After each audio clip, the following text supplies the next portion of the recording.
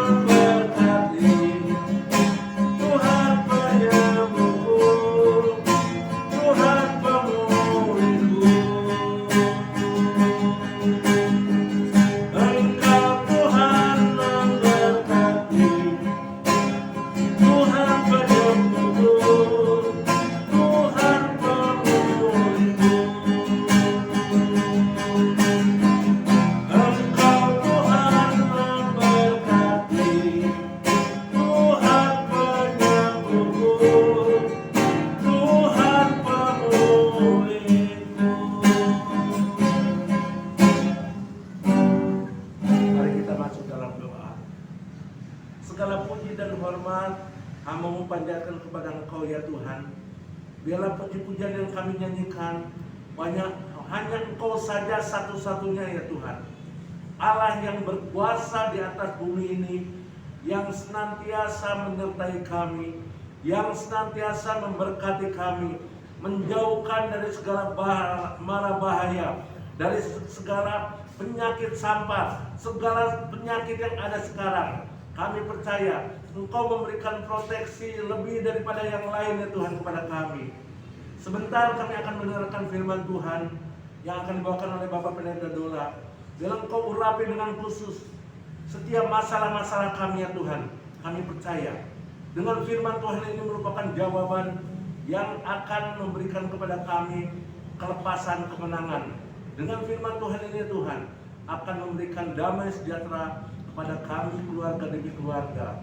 Kami berhanya di dalam nama Tuhan Yesus yang percaya, katakan amin. Shalom jemaat GPKDI sekalian, kita jumpa lagi dalam ibadah tengah minggu. Jemaat sekalian, pada saat ini saya melanjutkan khotbah pada waktu kebaktian hari Minggu. Pada waktu kebaktian hari Minggu, saya sudah bagikan firman Tuhan kepada orang-orang Yahuda. Tuhan berfirman supaya orang-orang Yahuda memperbaiki tingkah, langkah, dan perbuatan mereka. Ada 4 hal yang disebutkan di situ. Hal pertama, kedua, dan ketiga saya sudah jelaskan dalam kebaktian hari Minggu. Sekarang hal yang keempat, ya. Hal yang keempat tentang menyembah berhala. Kali ini saya berikan tema Allah dan Ilah. Jemaat sekalian, saya teringat ada seorang teman komsel. Dia menderita kanker paru-paru stadium 4. Dia berobat ke dokter, dirawat di rumah sakit. Banyak pendeta dan orang-orang percaya mendoakan dia. Termasuk saya mendoakan dia. Namun saya mendengar ternyata dia pergi juga kepada orang pintar untuk berobat. Lalu saya tanyakan, mengapa kamu yang kita sudah doakan kepada Tuhan, kamu juga pergi kepada orang pintar yang berbeda keyakinan? Apa jawabnya, jemaat sekalian? Dia mengatakan, ya Tuhan bisa saja menyembuhkan saya, tapi bisa juga orang pintar yang menyembuhkan saya. Saya kaget, ya. Apakah Tuhan mengajarkan kita seperti itu? Mari kita lihat apa yang dituliskan di dalam Alkitab, ya. Saya melanjutkan kembali Yeremia pasal 7 ayat 1 sampai 15. Mari kita buka Alkitab kita kembali, Yeremia pasal 7 ayat 1 sampai 15. Tentu saya tidak akan bacakan semua. Saya hanya lihat ayat-ayat tertentu, ya, yang perlu menjadi perhatian dan perlu dijelaskan pada saat ini. Nah, kalau kita perhatikan di dalam pasal 7 ini ayat 1 sampai 15, saya mulai dengan ayat 3. Di situ dikatakan, perhatikanlah tingkah langkahmu dan perbuatanmu. Apa tingkah langkah dan perbuatan orang-orang Yehuda? Diuraikan di dalam ayat 9. Mencuri, membunuh, berzina, dan bersumpah palsu, membakar korban kepada Baal, dan mengikuti Allah lain. Ya, kali ini saya fokus kepada Allah dan Ilah, atau menyembah berhala. Ya, nah itulah firman Tuhan kepada orang-orang Yehuda supaya mereka memperbaiki tingkah langkah dan perbuatan mereka. Nah, apakah berhala itu? Berhala itu kita perhatikan dijelaskan juga di dalam pasal 8 ayat 19. Pasal 8 ayat 19 menuliskan demikian. Yeremia pasal 8 ayat 19. Dengar, semua putri bangsaku minta tolong dari negeri yang jauh. Tidak adakah Tuhan di Sion? Tidak adakah rajanya di dalamnya? Mengapakah mereka menimbulkan sakit hatiku dengan patung-patung mereka, dengan dewa-dewa asing yang sia-sia? Patung berhala dalam kata aslinya, kata Ibrani itu pesel, ya. Patung berhala itu pesel, patung yang dibuat dari kayu atau dari batu-batuan. Itulah yang mereka sembah. Mengapa mereka mau menyembah patung berhala? Ya.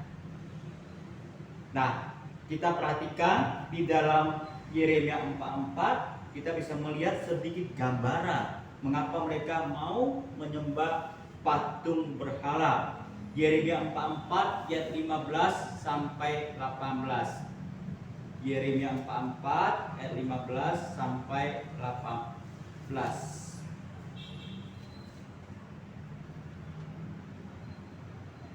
Yeremia 4:4 15 sampai 18, demikianlah firman Tuhan. Lalu menjawablah kepada Yeremia semua orang laki-laki yang tahu bahwa istri mereka membakar korban kepada Allah lain, dan semua perempuan yang hadir di sana, suatu kumpulan yang besar, yakni segala rakyat yang diam di tanah Mesir dan di Patros, katanya, mengenai apa yang kau katakan demi nama Allah kepada kami itu, kami tidak akan mendengarkan engkau, tetapi kami akan terus melakukan segala apa yang kami ucapkan, yakni membakar korban kepada Ratu surga dan mempersembahkan korban curahan kepadanya seperti telah kami lakukan, kami sendiri dan nenek moyang kami dan raja-raja kami dan pemuka-pemuka kami di kota-kota Yehuda dan di jalan-jalan Yerusalem. Pada waktu itu kami mempunyai cukup makanan, kami merasa bahagia dan tidak mengalami penderitaan. Ya, jemaat sekalian, bagian ini menunjukkan mereka sudah keluar dari negeri mereka. Mereka sudah ditaklukkan oleh bangsa Babel sebagai hukuman Tuhan kepada mereka. Mereka melarikan diri ke Mesir. Tapi kita lihat pengakuan mereka. Mengapa mereka mau menyembah berhala? Mereka menganggap patung berhala mereka itu punya kekuatan, punya kuasa untuk menolong hidup mereka. Mereka katakan, enggak, waktu dulu mereka masih menyembah patung berhala, mereka tuh aman, cukup makan, bahkan makmur, ya. Tapi waktu Yeremia datang menyampaikan firman Tuhan kepada mereka, menyuruh mereka kembali hanya menyembah kepada Allah, ya, apa yang terjadi? Bahkan mereka mendapatkan, ya, kesulitan.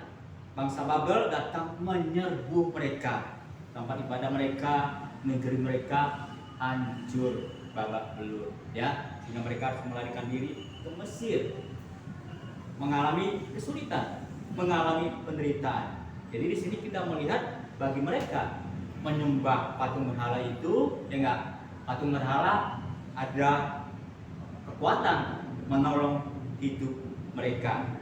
Padahal mereka ini kan umat Tuhan. Selama ini mereka menyembah Tuhan, tapi lucunya juga menyembah patung berhala, ya. Nah, menyembah patung berhala ini yang kita katakan mereka itu menyembah ilah. Menyembah Allah, iya. Menyembah ilah, iya juga, ya. Nah, ini yang kata lainnya kita katakan mendua hati. Orang-orang Yehuda sudah mendua hati. Apakah benar di hadapan Tuhan? Kita perhatikan lagi Yeremia 10 ayat 14 sampai 16. Yeremia 10 ayat 14 sampai 16. Demikianlah firman Tuhan. Setiap manusia ternyata bodoh, tidak berpengetahuan, dan setiap pandai emas menjadi malu karena patung buatannya. Sebab patung tuangannya itu adalah tipu, tidak ada nyawa di dalamnya, semuanya adalah kesia-siaan, pekerjaan yang menjadi buah ejekan. dan orang yang akan binasa pada waktu dihukum. Tidaklah begitu dia yang menjadi bagian Yakub, sebab dialah yang membentuk segala-galanya, dan Israel adalah suku miliknya. Namanya ialah Tuhan semesta alam. Di sini kita melihat ya, patung buatan manusia atau ilah, dan yang kedua Allah. Patung dibuat oleh manusia. Bahkan pembuat patung ini dikatakan menjadi malu. Loh, itu patung yang saya buat mungkin adalah kreasi seni saya, tapi disembah sama orang-orang Yehuda yang mengaku umat Allah. Patung buatan manusia itu sia-sia, ya, sia-sia, dan itu akan binasa. Ya, bagaimana dengan Allah? Dikatakan Allah Yakub, Allahnya bangsa Israel. Sebab dialah yang membentuk segala-galanya, Tuhan semesta alam, Allah yang menciptakan alam semesta ini, Allah yang menciptakan manusia, menciptakan umatnya, orang-orang Yehuda. Nah, yang satu ya, patung hasil ciptaan, yang menciptakan juga diciptakan. Orang Yehuda adalah ciptaan, menyembah ciptaan. Bukankah seharusnya sebaliknya mereka menyembah pencipta, yaitu Tuhan semesta alam? Ya, ini memang mereka juga menyembah Tuhan, tapi juga menyembah patung berhala. Apakah Tuhan berkenan dengan cara yang demikian?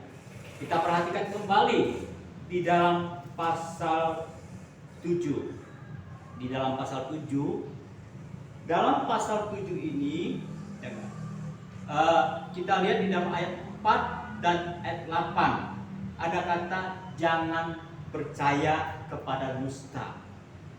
Mereka sudah percaya patung berhala itu sanggup menolong mereka, padahal itu tidak benar, itu dusta. Maka firman Tuhan disampaikan kepada mereka, jangan percaya, jangan menyembah patung berhala. Dan kalau mereka menyembah patung berhala juga, dikatakan di dalam ayat 12, lihatlah apa yang terjadi di Sion. Mari kita perhatikan satu ayat lagi di dalam Yeremia 10 ayat 14 sampai 16. Yeremia 10, tadi Yeremia 10 ayat 14 sampai 16 tadi. Nah, sudah saya bacakan. Ya, sudah saya bacakan Yeremia 10 ayat 14 dan 16. Dikatakan, lihatlah apa yang terjadi di Sion. Nah, jemaat sekalian, pada waktu itu Israel terbagi dua. Ada Israel Utara dengan 10 suku, dan Israel Selatan dengan 2 suku, yaitu Yehuda ini ya, dengan 2 suku ini. Yang 10 suku ini sudah ditaklukkan Asyur, sehingga tempat penyembahan mereka di Silo dan negeri mereka hancur. Mereka dibawa ke dalam pembuangan gitu. Kenapa? Karena mereka juga jatuh ke dalam penyembahan berhala. Karena itu Tuhan menghukum mereka, ditaklukkan bangsa Asyur dan dibawa ke dalam pembuangan. Tempat mereka menyembah Allah di Silo yang itu tidak ada, hancur itu. Nah, sini firman Tuhan mengatakan, apakah kalian mau seperti itu?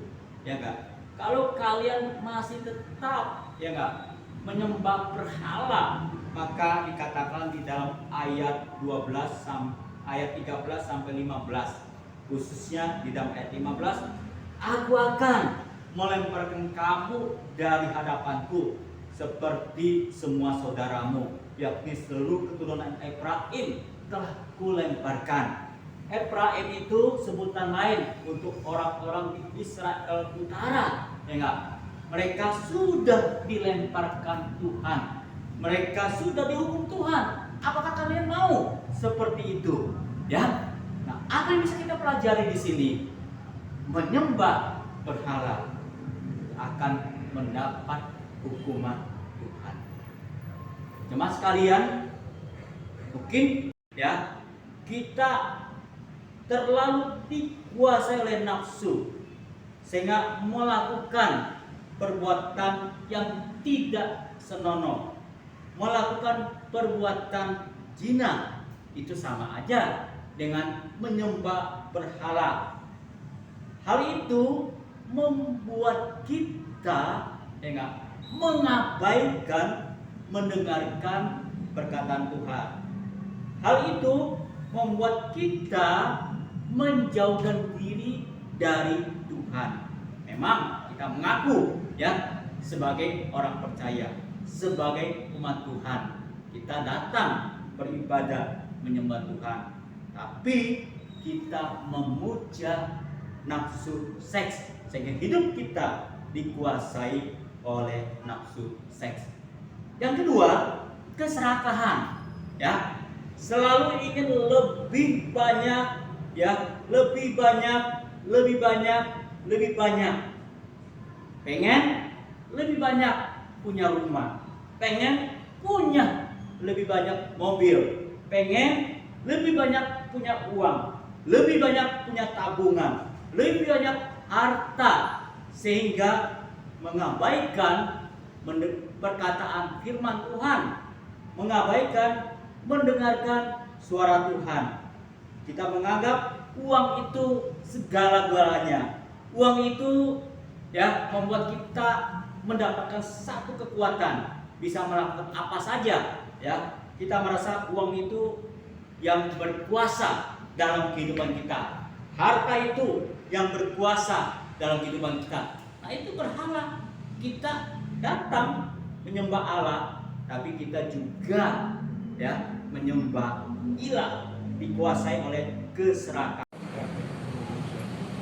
Ya, jemaat sekalian, apa yang bisa kita pelajari di sini? Menyembah berhala akan mendapat penghukuman Tuhan. Tentu kita tidak mau mendapat penghukuman Tuhan. Nah, mungkin jemaat berpikir atau jemaat berkata, kami tidak menyembah berhala. Kami tidak pernah menyentuh patung-patung berhala. Nah, jemaat, berhala tidak hanya diartikan patung. Berhala itu kita menganggap itu sebagai satu kekuatan, sebagai satu kuasa yang bisa membantu, yang bisa menolong kita. Itulah berhala. Memang pada saat itu, pada masa bangsa Israel Utara atau Yehuda, ya, bangsa-bangsa sekitar mereka menyembah berhala, termasuk mereka jatuh di dalam menyembah patung-patung berhala. Tapi orang-orang sekarang sudah tidak menyembah lagi patung-patung berhala. Tapi pengertian berhala itu tetap ada dalam kehidupan orang-orang sekarang. Mari kita perhatikan Kolose 3 ayat 5. Kolose 3 ayat 5.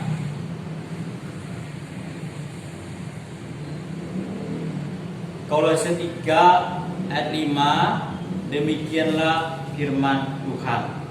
Karena itu, matikanlah dalam dirimu segala sesuatu yang duniawi, yaitu percabulan, kenajisan, hawa nafsu, nafsu jahat, dan juga keserakahan, yang sama dengan penyembahan berhala. Ya, penyembahan berhala. Nah, kalau kita menganggap hal-hal ini ada kekuatan, ada kuasa, atau kita terikat di dalamnya, itu juga menyembah berhala. Apa saja? Saya bagi ke dalam 2 kelompok di sini. Yang pertama, pemuasan nafsu atau pemujaan nafsu. Ya, kita terlalu dikuasai oleh nafsu sehingga melakukan perbuatan yang tidak senonoh, melakukan perbuatan zina. Itu sama aja dengan menyembah berhala. Hal itu membuat kita mengabaikan mendengarkan perkataan Tuhan. Hal itu membuat kita menjauhkan diri dari Tuhan. Memang kita mengaku ya sebagai orang percaya, sebagai umat Tuhan. Kita datang beribadah menyembah Tuhan, tapi kita memuja nafsu seks sehingga hidup kita dikuasai oleh nafsu seks. Yang kedua, keserakahan. Ya, selalu ingin lebih banyak, ya, lebih banyak. Pengen lebih banyak punya rumah, pengen punya lebih banyak mobil, pengen lebih banyak punya uang, lebih banyak punya tabungan, lebih banyak harta, sehingga mengabaikan perkataan firman Tuhan, mengabaikan mendengarkan suara Tuhan. Kita menganggap uang itu segala-galanya. Uang itu ya membuat kita mendapatkan satu kekuatan, bisa melakukan apa saja. Ya, kita merasa uang itu yang berkuasa dalam kehidupan kita. Harta itu yang berkuasa dalam kehidupan kita. Nah, itu berhala. Kita datang menyembah Allah, tapi kita juga ya menyembah ilah, dikuasai oleh keserakahan. Yang ketiga, di dalam 1 Samuel 15 ayat 22 sampai 23. 1 Samuel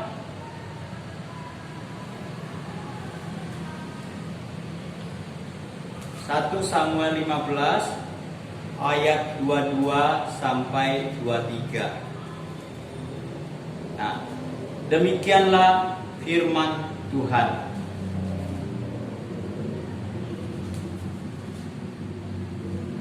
Tetapi jawab Samuel, apakah Tuhan itu berkenan kepada korban bakaran dan korban sembelihan, sama seperti kepada mendengarkan suara Tuhan?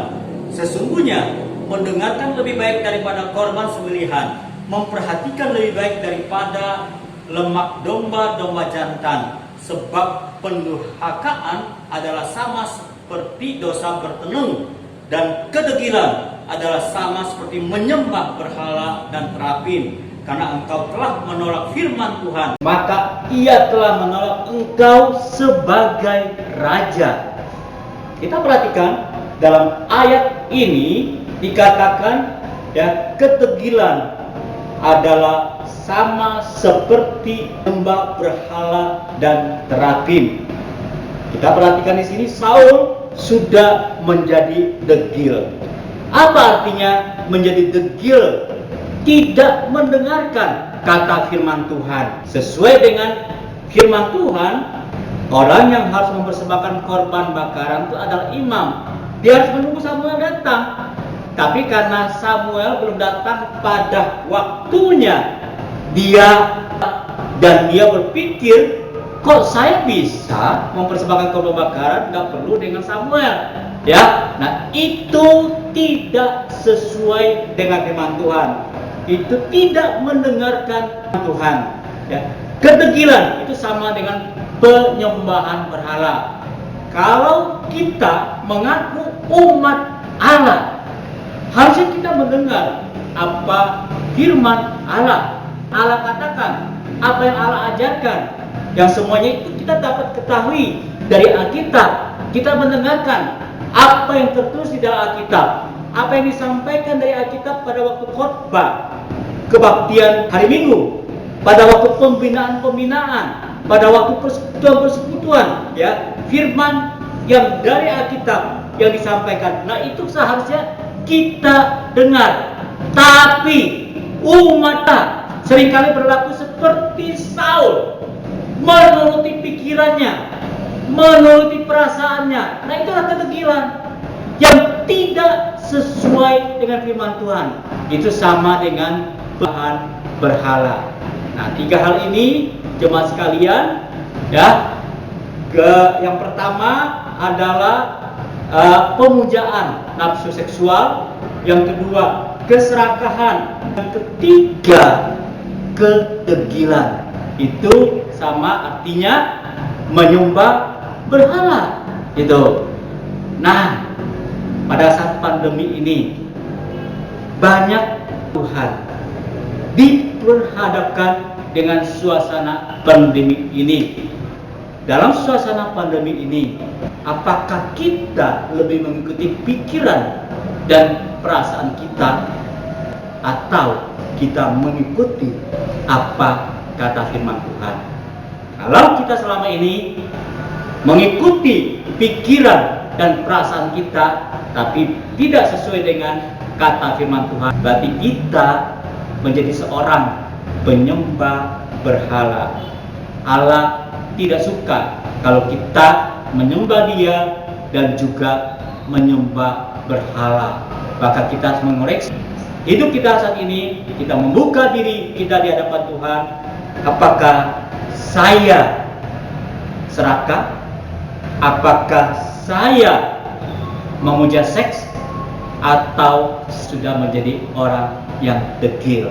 Mari kita datang kepada Tuhan. Kita berdiam diri di hadapan Tuhan dan memeriksa diri kita di hadapan Tuhan. Saya kasih waktu 1-2 menit.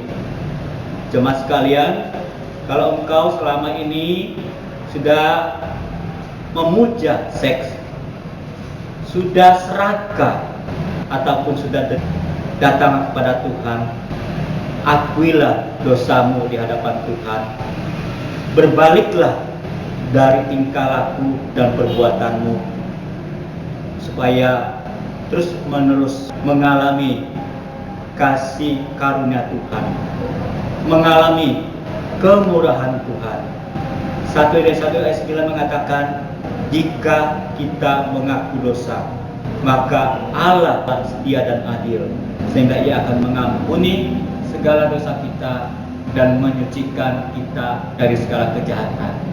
Mari akuilah di hadapan Tuhan. Saya kasih kesempatan, doakan dalam hati satu, kemudian saya akan menutup dalam doa.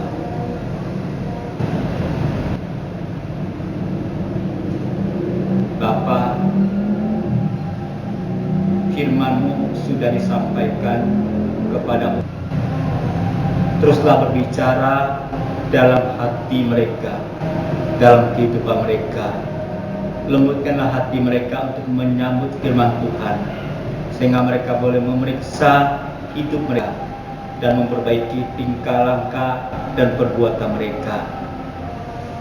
Mereka boleh hidup sesuai dengan kebenaran firman Tuhan, hanya menyembah Allah dan menanggalkan, melepaskan berhala dalam kehidupan mereka. Kami berdoa juga untuk jemaat yang sakit. Tuhan, ulurkanlah tangan-Mu, jamah sembuhkan dan pulihkan mereka. Mereka boleh sembuh pulih kembali seperti sedia kala. Dalam nama Tuhan Yesus kami sudah berdoa. Amin.